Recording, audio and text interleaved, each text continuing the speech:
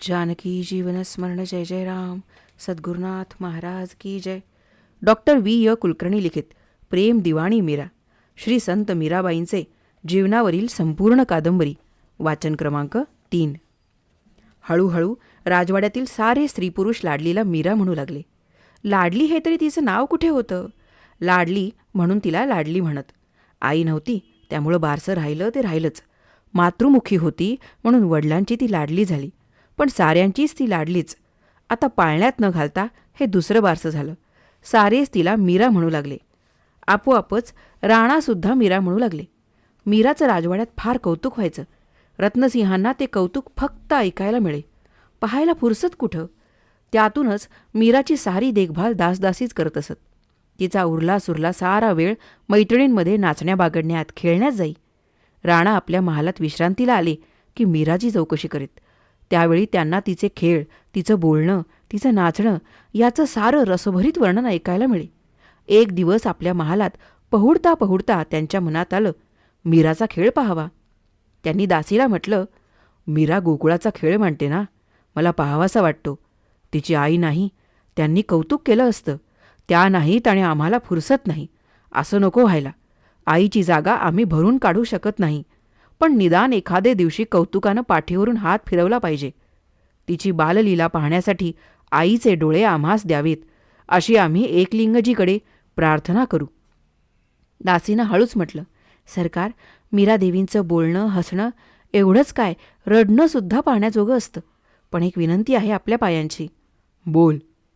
आपण समोर येऊ नये. देवी त्यांच्या खेळात रमल्या की चिकाच्या पडद्याआड बसून सारा खेळ पाहावा. रत्नसिंहांनी क्षणभर विचार केला आणि म्हटलं, ठीक आहे, तुझं म्हणणंच बरोबर आहे.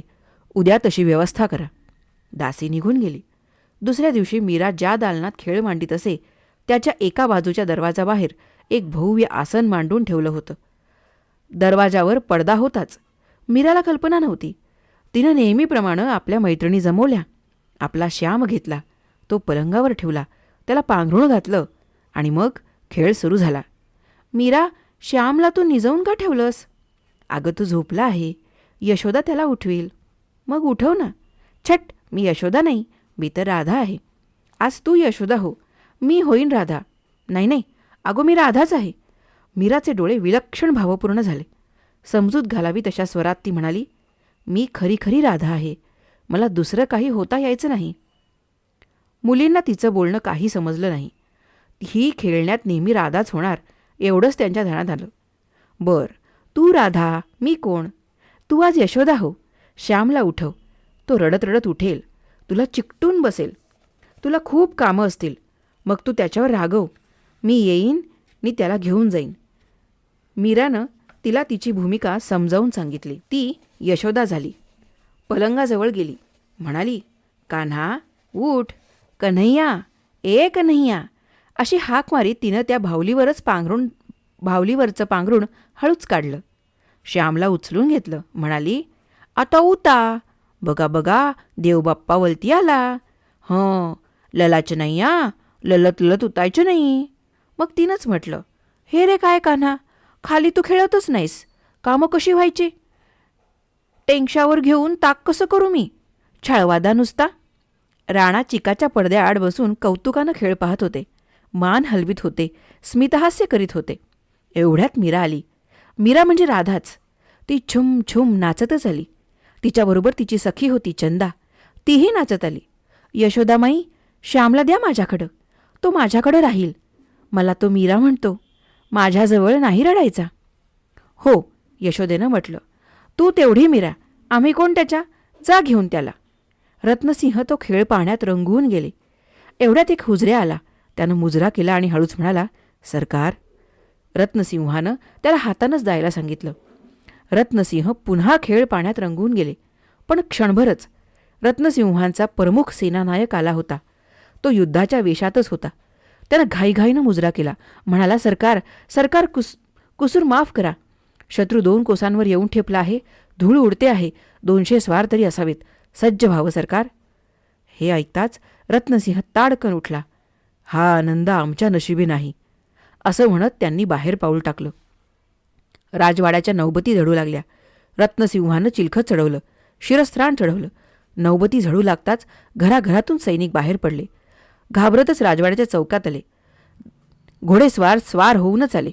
राजवाड्याच्या बाहेर रत्नसिंह घोड्यावर बसून आपल्या सैन्याच्या समोर उभा राहिला. सैनिक उभे राहिले. पायदळ पुढे नि घोडेस्वार मागे. रत्नसिंहानं गर्जना करून आज्ञा दिली, शत्रू हल्ला करीत आहे.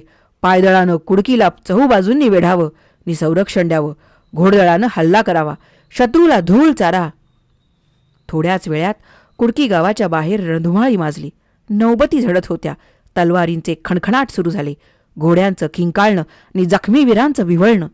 योद्ध्यांचं आव्हान नि वार करीत असतानाचे हुंकार. अंगावर वार बसल्याचे आर्त चित्कार. आणि इकडे तिकडे धावपळ होत असल्यामुळे उडणारी धूळ यानं आसमान भरून गेलं.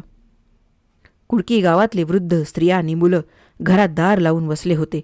काही धीट स्त्रिया आणि वृद्ध वा अपंग मांड्यांवर चढून, काही धाब्यांवर बसून ती रणधुमाळी पाहत होते.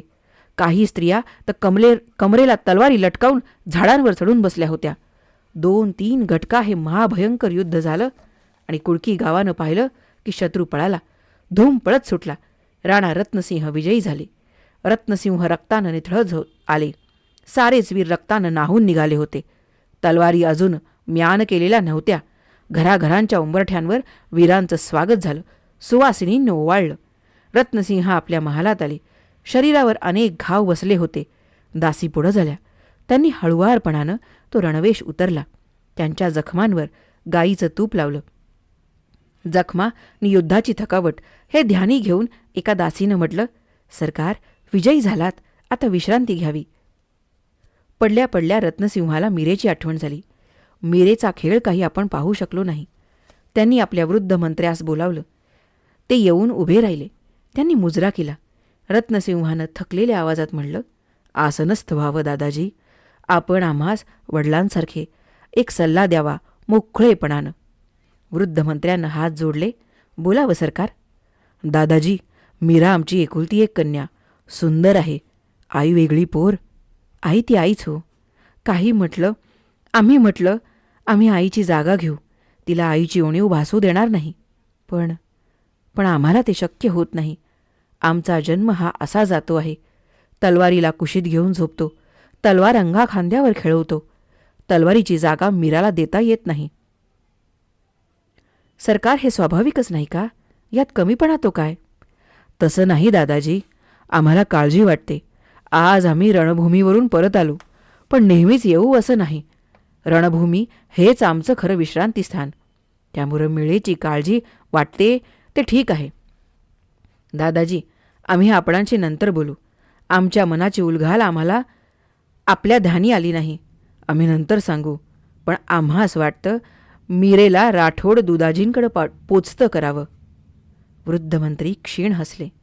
सरदार, दुदाजी आपले पिताजी. वडिलांची काळजी वाटते म्हणून आजोबांवर जबाबदारी सोपवणं विचित्र नाही का? ते अधिक वृद्ध माझ्याहीपेक्षा. आपली चिंता ते पेलू शकतील का? रत्नसिंह हसले आणि म्हणाले, नंतर बोलू. असं करा, आमचा पलंग असाच उचलून तिकडं घ्या, मीराच्या दालनाकडं. त्या दालनातच आम्ही पडल्या पडल्या मीराची ती लोकविलक्षण भातुली पाहू इच्छितो. किंचित हसत त्यांनी म्हटलं, कन्हैया रडत होता. यशोदा वैतागली होती. आमची राधा त्याला घेऊन जाणार होती. त्याची समजूत काढणार होती. आमची मीरा श्यामला खेळवते तरी कशी? आम्हाला पाहायचं आहे. क्रौर्याचे खेळ आम्ही रात्रंदिवस पाहतोच. कोमलतेचे खेळ आमच्या डोळ्यांना कधी दिसणार नाहीत. काही दिवसांनंतर रत्नसिंहांनी आपल्या विश्वासू मंडळींची बैठक घेतली. वृद्ध, मंत्री, सरदार इतकंच काय, काही वृद्ध दासींनाही बोलावलं होतं. रत्नसिंहांनी म्हटलं, आम्हास आपला मनमोकळा सल्ला हवा आहे. माझं म्हणणं अयोग्य वाटलं तर तसं परखडपणानं सांगावं. आम्हास राग येणार नाही. आमच्या मनात येतं की मीरेला दुदाजींकडे पाठवावं. मीरा आमची कन्या असली तरी आम्हास आपला सल्ला हवा आहे. आम्ही हा प्रश्न काही दिवसांपूर्वी उपस्थित केला होता. पण कान्हरदेवांना आमचा विचार पसंत पडला नाही. त्यावेळी आम्ही आमचं म्हणणं नीट समजावून देऊ शकलो नाही. कान्हरदेव उभे राहिले. त्यांनी नमस्कार केला आणि म्हणाले, सरकार, अजूनही मला तेच वाटतं. दुदाजी महाराज आपले पिताजीच. मीरेचे आजोबा, तेव्हा मीरेचे लाड तिथं अधिक होतील यात शंका नाही. पण आपण मीरेला तिथं 4-8 दिवस पाठवू इच्छित नाही. आपण म्हणाला की मीरेची काळजी वाटते. सरकार, आपणास मीरेची कुठली काळजी वाटते आणि ती काळजी दुधाजी महाराज कसे दूर करतील, जरा मनमोकळेपणानं सांगावं. रत्नसिंहांनी स्मित केलं. सांगतो. गेल्याच आठवड्यात आम्ही घायाळ होऊन परत आलो. एका युद्धाच्या जखमा भरून येत नाहीत, तोच दुसऱ्या युद्धावर जावं लागतं. याची आम्हास भीती नाही हे उघड आहे. आम्ही घरातच थोडे राहतो. आपलं साऱ्यांचं जीवन रणभूमीवरच अधिक जातं. रण म्हणजे वीर मरण. आपला विवाह आधी तलवारीशी होतो, मगच कोणा रमणीशी. म्हणूनच आम्हास भीती वाटते. आमच्या मृत्यूची नाही, आमच्या पश्चात मीरेचं कसं होईल याची. पण सरकार, थांबा, आधी माझं म्हणणं पूर्ण ऐका. मीरा अजून लहान आहे, पण ती राजकन्या आहे. ती सुंदर आहे. ती किशोरी होताच तिच्या सौंदर्याच्या वार्ता दशदिशात पसरतील. सुंदर राजकन्येला जपणं आणि तिच्या स्वधर्मात आणि प्रतिष्ठित घराण्यात विवाह करून देणं किती अवघड आहे हे तुम्ही जाणताच. आजूबाजूचे राजे आपल्या राज्याचे लचके तोडायला बसले आहेतच. मीरेनं तारुण्याच्या उंबरठ्यावर पाऊल टाकताच युद्धाचा हेतू बदलेल. टोळधाडीसारखे शत्रू येतील. ही आता नित्याचीच बाब होऊन बसली आहे. एखाद्या राजपूत राठोडानं आमचा पराभव करून आमच्या मनाविरुद्ध मीरेला पळवलं आणि विवाह केला तरी आम्हास आनंद आहे, कारण ती कुलीन पवित्रच राहील. पतिव्रतेचा मान तिला मिळेल. पण स्त्रीत्वाचा अपमान करणारे, स्त्री सौंदर्याचे लांडग्याप्रमाणे लचके तोडणारे परधर्मीय धनदौलतीप्रमाणे स्त्रीची लूट करतात. तिला सुवासिनीच्या सौभाग्याच्या सिंहासनावर बसवून गृहिणीचे राणीपद बहाल करीत नाहीत, तर जनानखान्यात कायमची लुटतात. आणि त्यांच्या या क्रूर पशुवृत्तीचा पाडाव करण्याचं सामर्थ्य आमच्यापेक्षाही दुधाजींच्या मनगटात अधिक आहे. आम्ही एक घडलेला प्रसंगच सांगतो, ऐका. जवळपास 40 वर्ष झाली. आपला गणगौरीचा मेळावा होता. जवळपासच्या 4-6 गावातील कुमारिका गणगौरीचे घट डोकीवर घेऊन पूजेसाठी निघाल्या. त्या 4-6 गावांमधून एक ओढा वाहत होता. त्या ओढ्याच्या किनारी एक मंदिर होतं.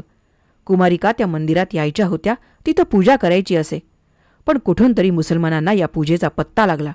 वा वा वा, गावातल्या सुंदर सुंदर किशोरी पूजेच्या निमित्ताने एकत्र येतात. हा तर अपूर्व योगायोग. हिंदू धर्मातील सुंदर तरुणींना पळवणं, बाटवणं, बलात्कार करणं हा त्यांचा आवडता उद्योग. गणगौरीच्या पूजेसाठी 100-150 कन्या डोकीवर घट घेऊन निघाल्या होत्या. गात होत्या, डुलत होत्या, नटल्या होत्या. अचानक मुसलमानांनी घेरलं. पोरींचे हात धरले, त्या किंचाळू लागल्या. पण या घोडेस्वारांनी त्यांना खेचून घोड्यांवर घेतलं. सर्वच्या सर्व कन्यांचं अपहरण केलं. धूळ उडवीत घोडे दौडू लागले. काही गुराखांनी ते पाहिलं. गणगौरीच्या मेळाव्यातून पोरी पळवल्या गेल्या. मेळाव्यासाठी दुकानं लागली होती. यात्रेसारखी गर्दी होती, तरुण होते. पण काय होतं आहे हे कळण्याच्या आत अपहरण झालं. काही थोडे सावध होऊन तलवारी खेचत असतानाच त्यांची डोकी उडाली. घोड्यांच्या टापाखाली काही तोडवले गेले. आरडाओरडा झाला. मुली पळवल्या गेल्याचं साऱ्यांच्या ध्यानात आलं. कित्येक लोक रडत उड बडवीत बसले. पण गुराखी धावतच दुधाजींकडे आले. काही लोक पलीकडच्या गावाकडे गेले. त्यांनी सातलदेवांना ही वार्ता दिली. दुधाजी एका बाजूने निघाले, दुसरीकडून सातलदेव.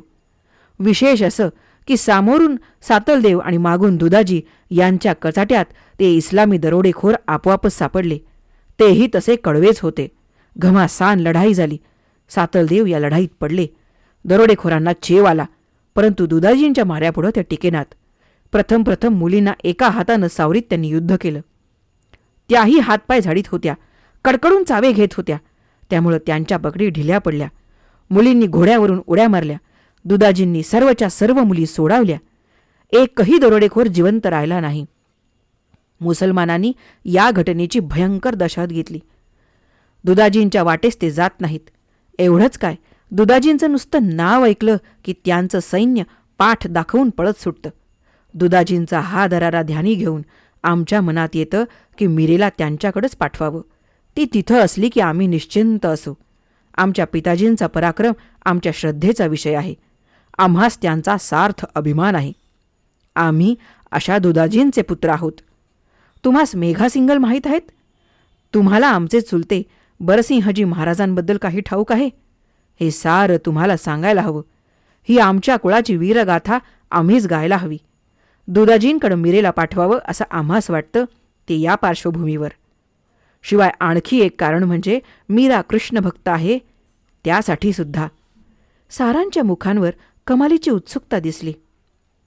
तेव्हा रत्नसिंहजींनी स्मितहास्य केलं. ठीक आहे, ध्यानी आलं तेही सांगतो, ऐका. धन्यवाद.